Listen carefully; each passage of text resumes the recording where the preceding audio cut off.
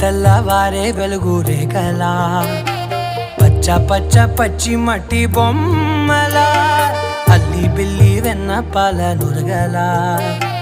అచ్చ తెలుగు ఇంటి పూల కొమ్మలా